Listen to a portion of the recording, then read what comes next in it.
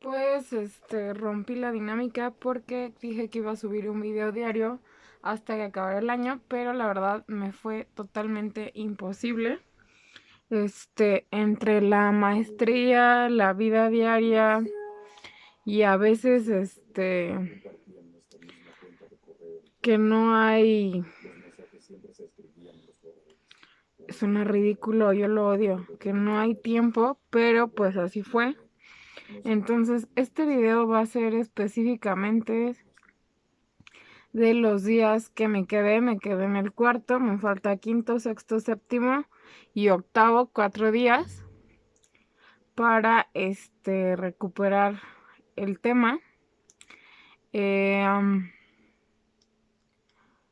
ha sido, siempre empiezo con el mismo tema, que ha sido una semana compleja, pero esta vez no fue tanto. Logré leer varias cosas para mi tarea de la maestría, pero la verdad creo que soy un poco distraída, siempre lo he sabido. Pero esta vez, en vez de leer completamente lo que nos tocaba hacer, pues yo vi, cada materia va por módulo, cada módulo va por semana, pero justo como este módulo va a ser más corto por ser el de diciembre, hubo el módulo 1 y el módulo 2 se hicieron solo en un módulo, pero yo al leer decía algo así como semana 2. Entonces supuse que esa semana iba a ser de esta semana y no. Entonces tengo 2 tareas que entregar para, pues, a más tardar el lunes 13.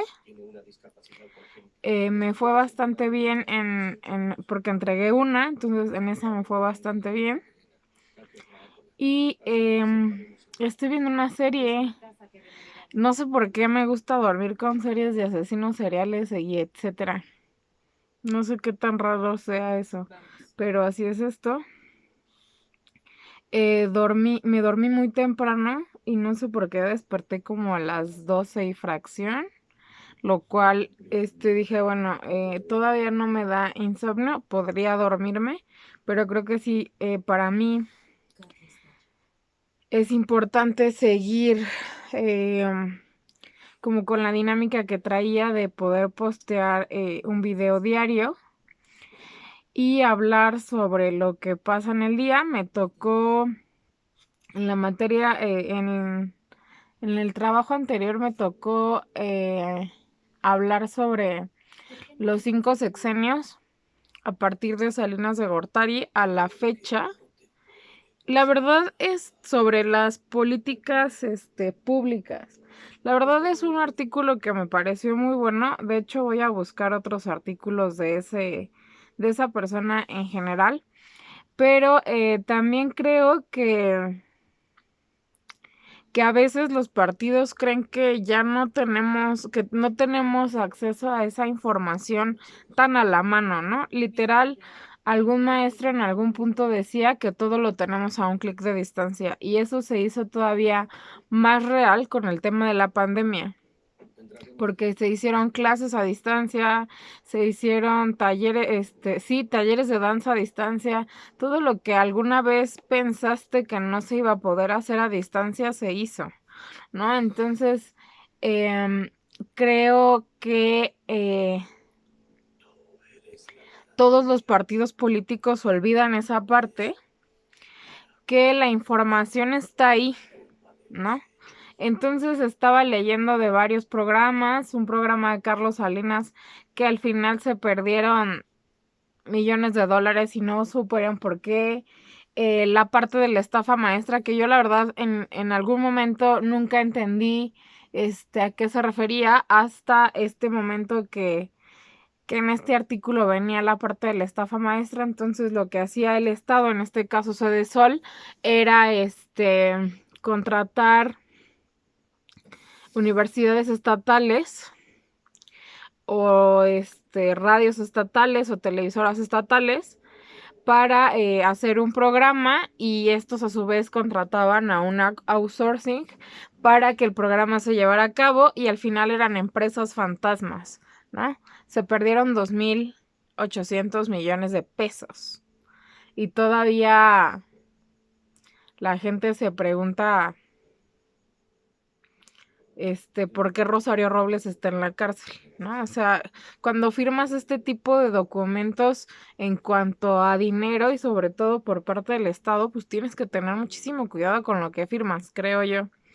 Otra de las cosas que pasó en estos días fue que me corté un poco el pelo, porque pues ya lo tenía, las puntas ya estaban un poco destrozadas.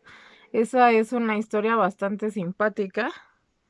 Mi mamá se compró en la tienda donde venden estos productos de belleza una ampolleta para ablandar las canas.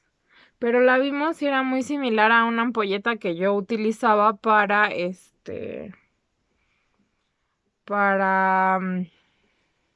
¿cómo se llama? Nutrir o algo así. Entonces ese día no se pintó el cabello y me da la ampolleta y me dice, pues póntela. Entonces me la puse y yo, sorpresa, se me decoloró el pelo, ¿no? O sea, se me decoloró toda la parte donde me puse la ampolleta. De hecho, creo que ahí se ve. Me lo pinté de café hace unos días y creo que no, me gustó bastante. No me molesta. Tengo el cabello muy oscuro, entonces no me molesta tanto. Y decidí hacerme fleco, que ya para estas horas, pues ya lo tengo hasta aquí, entonces no me lo he planchado, no me lo arreglé. El fleco me gusta cuando me lo arreglo y cuando no hago esto con un vello pasador y se acaba. Y regresando al tema político en la ciudad, por ejemplo, yo tenía la idea un poco vaga sobre qué había pasado en el sexenio de Zedillo, ¿no? Esta parte muy importante de la parte de la aparición del ejército zapatista en el 94, ¿no? La devaluación llamada efecto tequila, ¿no? Igual en el 94. Y muchas cosas que fueron pasando, sobre todo en ese sexenio, que me da a entender que Zedillo es uno de los mejores economistas que tenemos en el país. Y la madurez que tuvo para no meterse en el tema electoral. Digo madurez porque pues estábamos acostumbrados a que solo un partido era el que gobernaba, ¿no? O sea, el partido institucional, el PRI, gobernó por más de 70 años. Entonces, esa es la parte bien importante que tenemos que entender, que al entregar la banda presidencial en una alternancia, en este caso al PAN, con la entrada y cuando gana Vicente Fox recibe un país muy estable. No hubo devaluación, la economía estaba más o menos estable, pudo hacer algunos proyectos, o más bien continuar algunos proyectos desde los sexenios de Gortari, desde el sexenio, perdón, de Gortari y el mismo sexenio de Zedillo. Fox continuó algunos proyectos, agregó algunos otros, como cada sexenio. Y él encuentra un país bastante, entre paréntesis, estable, ¿no? En cuanto a la macroeconomía, en cuanto a la economía local, hay un modelo que decide tomar una organización internacional para poder replicarlo en algunos países, sobre todo en América Latina. Pero también pues ahí la alternancia como tal, pues fue cuando toma la presidencia, más bien sigue en la presidencia el PAN con Felipe Calderón Hinojosa. Y Felipe Calderón tuvo programas sociales, sí. Continuó con muchos que ya tenía Vicente Fox, sí. Continuó con muchas cosas. Pero también lo que hizo Felipe Calderón fue esta cosa llamada, que ya tengo más uso de la razón, fue esta cosa llamada pues la guerra contra el narco. La guerra contra el narco deja mucho que desear y deja muchos civiles lastimados y deja un país muy pues en un desmadre interno muy cañón, por lo que por alguna extraña razón regresa al poder el partido que estuvo siempre en el poder, que es el PRI. Llega a la presidencia Enrique Peña Nieto con cosas muy extrañas. Yo, por ejemplo, soy 132 y nunca en mi vida había marchado y me había dolido tanto la rodilla como ese día que fuimos a marchar en contra de un candidato a la presidencia. No sé si esto se ha visto en algún otro país, ¿no? Que los jóvenes, en ese momento universitarios, nos juntamos para marchar en contra de un candidato a la presidencia, que tenía formas muy extrañas de contestar, que era muy extraño en realidad, ¿no? Pero toma la presidencia. Por mucho berrinche que yo hiciera y por mucho berrinche que hiciera la sociedad, toma la presidencia. Es el único que marca indicadores en su Plan Nacional de Desarrollo. Es el único que entre paréntesis marca indicadores entre qué metas voy a conseguir y cuáles van a ser estas. Entonces, obviamente los indicadores al final no valieron para nada, pero creo que es muy importante entender que se hizo pues una forma igual, ¿no? Mágicamente yo no sabía que con Vicente Fox él había hecho una ley sobre los programas sobre los programas sociales en México, ¿no? Entonces, al parecer todo camina de esa forma, sobre todo con la idea de que el país tenga un bienestar, ¿no? Y bajar los índices de pobreza.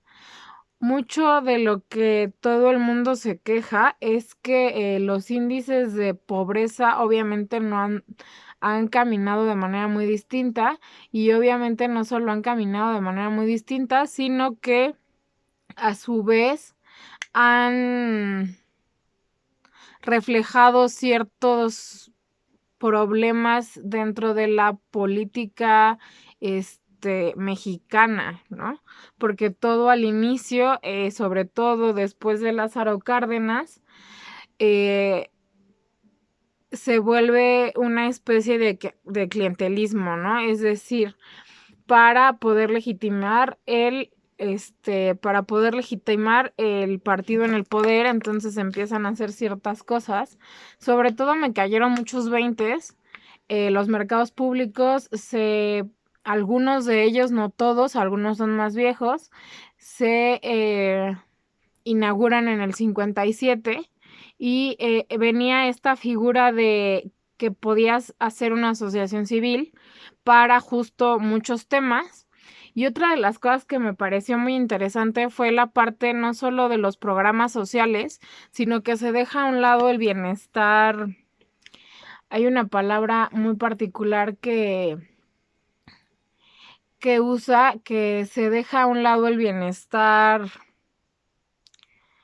el derecho al buen vivir, ¿no? Más o menos dicho de otra forma, con otras palabras, pero esa parte del derecho al buen vivir, entonces perdemos ciertas cosas, sobre todo cosas como pues el derecho no sé, al estudio, el derecho a la salud, el derecho a una vivienda digna. También creo muy claro que eso se marca todavía aún más con temas de que estos programas, sobre todo programas específicos, por ejemplo el de vivienda, marca este artículo que leí que el programa de vivienda estaba direccionado a los empleados, entonces a esta figura de asalariados, y dejaba fuera a un montón de gente, ¿no? En este caso dejaba fuera pues a mi abuela, ¿no? Que mi abuela toda la vida fue comerciante, toda la vida hizo zapato, y deja fuera un sector muy fuerte, que creo que eso es de las cosas que nos cuesta trabajo entender ahora, ¿no?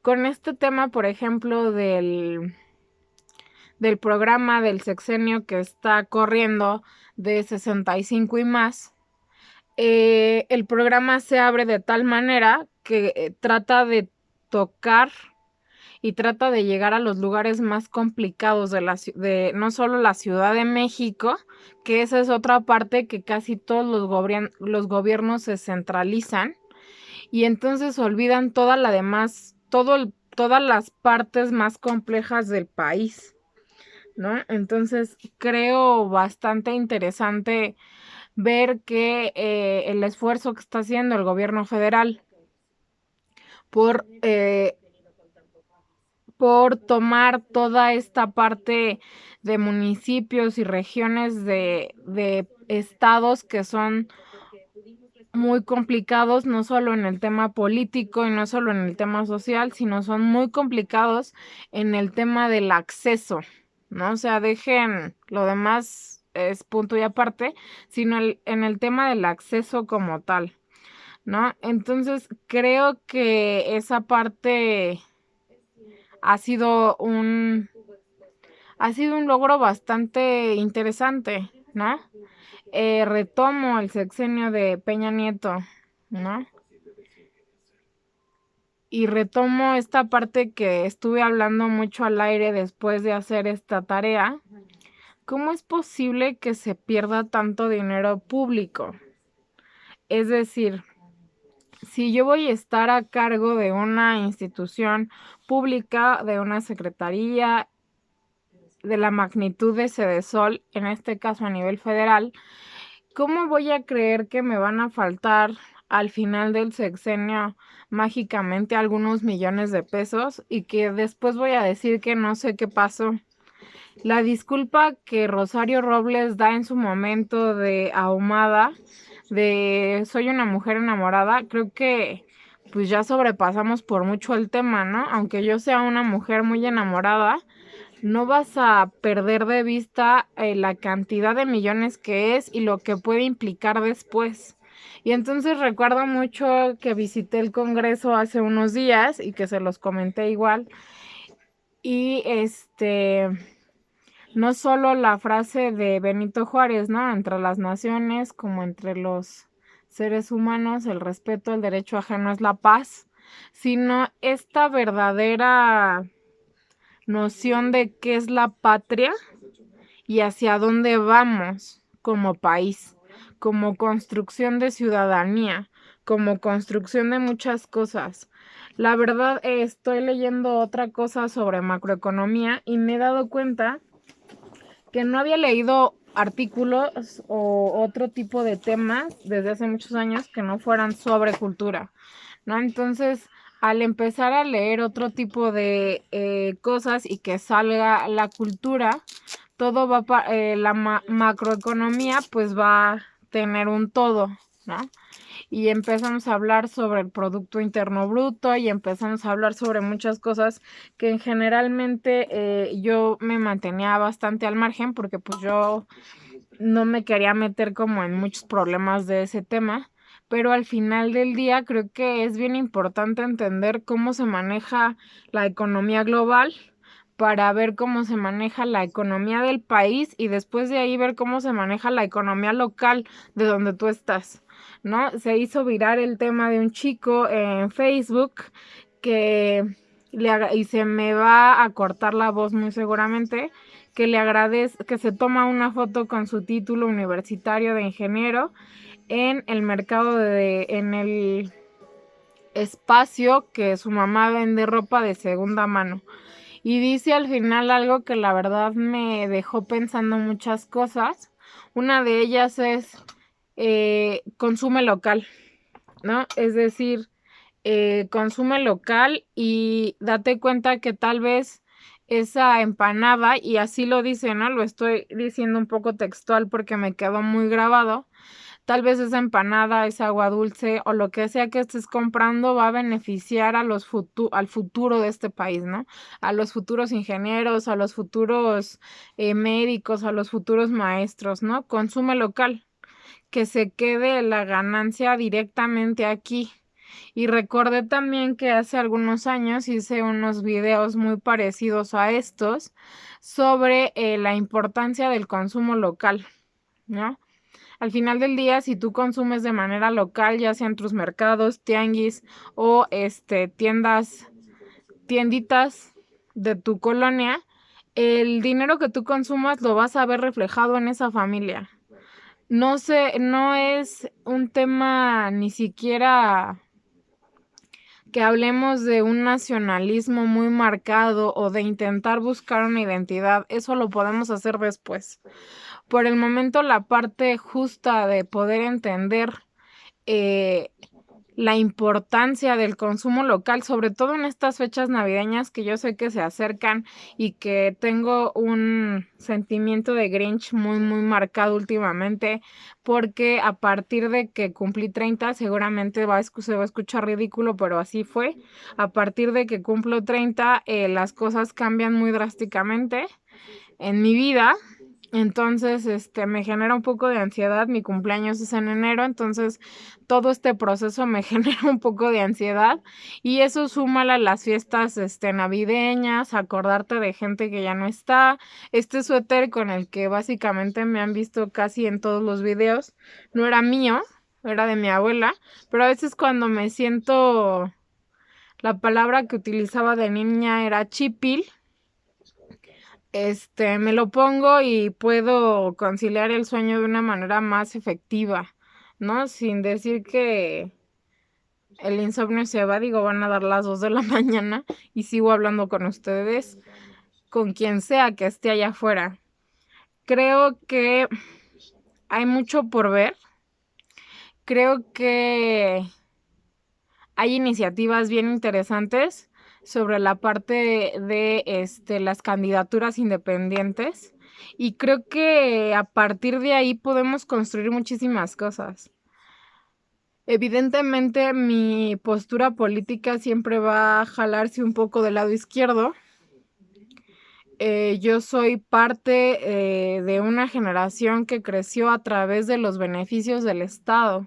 Es decir, yo estudié en una escuela de bellas artes, una escuela pública en el que la idea era, o más bien la formación era de bailarina. Yo entré a los 10 años. Fue una formación integral. Tomé mis clases de escolaridad junto con mis clases de arte de manera tal que pues soy producto del Estado básicamente. Después, por una serie de acontecimientos que probablemente diré en videos más adelante, decido dejar de bailar. Pero al final del día no se quita toda esta parte que tú aprendes cuando eres niño, ¿no? Todo bailarín, más bien, todo artista que no sea de izquierda es un poco extraño. Todo artista que no crea que puede cambiar al mundo también es un poco extraño. Yo decido estudiar gestión cultural y no gastronomía justo para no sentirme tan lejana a los escenarios, al arte, a la vida en la que crecí, ¿no? Espero ahora en enero darme el tiempo suficiente para poder retomar mis clases de danza, que la verdad creo que es algo que nunca debí de haber dejado de hacer, pero que por muchas cuestiones y sobre todo porque me da una flojera inmensa, no sé por qué hacer ejercicio. O sea, no soy de estas personas que sea constante en el tema del ejercicio, valga la redundancia, aunque hice ejercicio por más de 10 años de mi vida, más de horas y horas y horas de clases, y ahora de verdad me da muchísima flojera. No soy gente de gimnasio, odio correr. Tengo una elíptica, no me gusta subirme a la elíptica, siento que se me va a destrozar aún más la rodilla. Me compré una cama de pilates, no me pregunten. Y ha habido ciertos cosas que intento hacer en casa, sobre todo cuando tengo mucha tensión, que es estirarme sobre todo.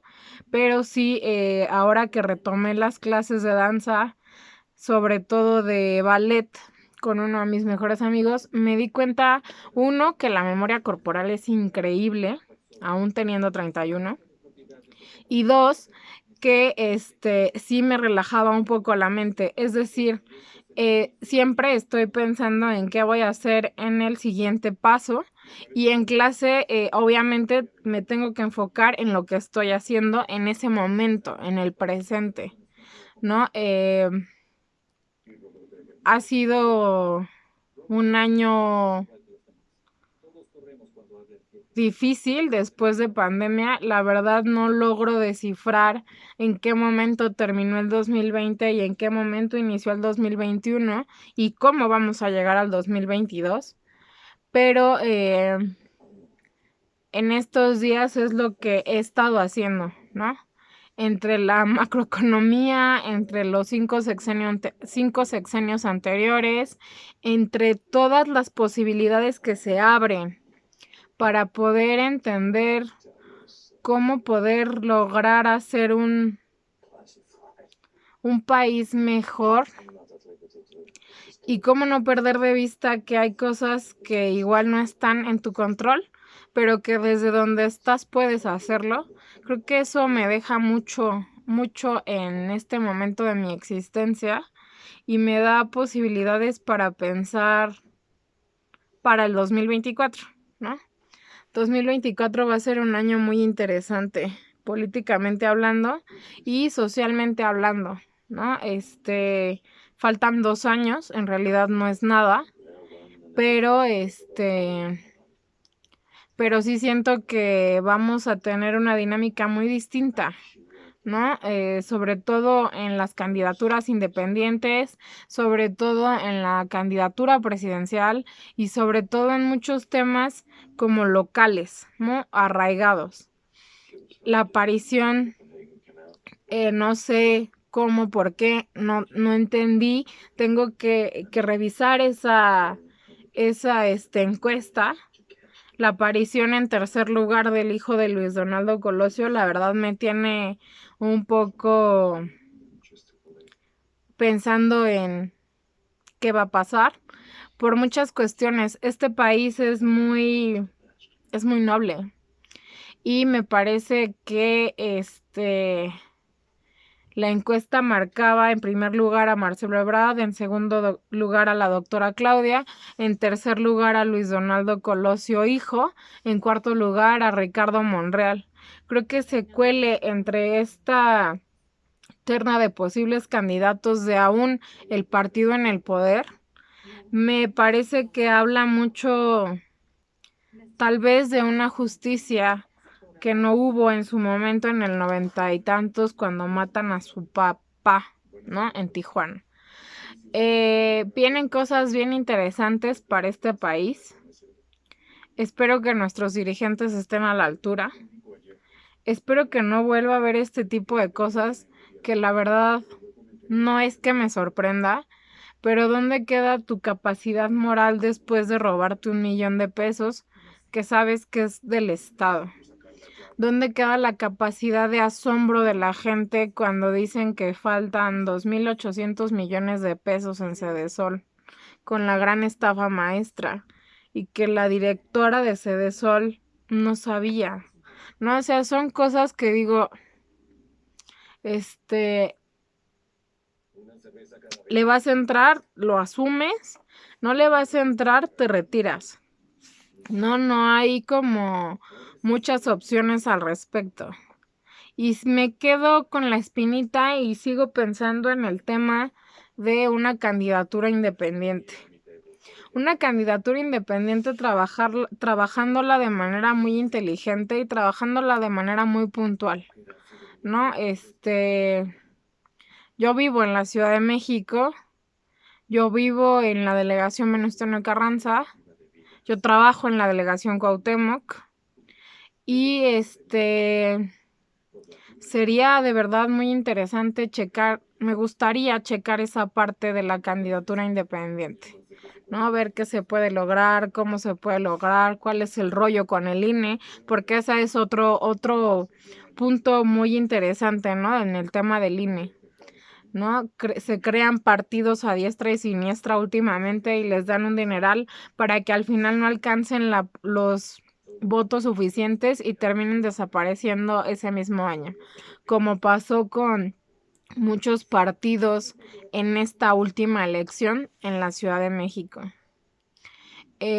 Espero que puedan ver el siguiente video. Espero hacerlo ahora sí el día de mañana, que es 9 de diciembre. Y pues en resumen, esto es lo que ha pasado en mi existencia a partir de que ya no subí otro video. La tarea me consumió por completo. La ansiedad y fumar otra vez me pasó, me cobró factura en algunos sentidos, pero espero poder recuperarlo y hacerlo más. Aquí los veo.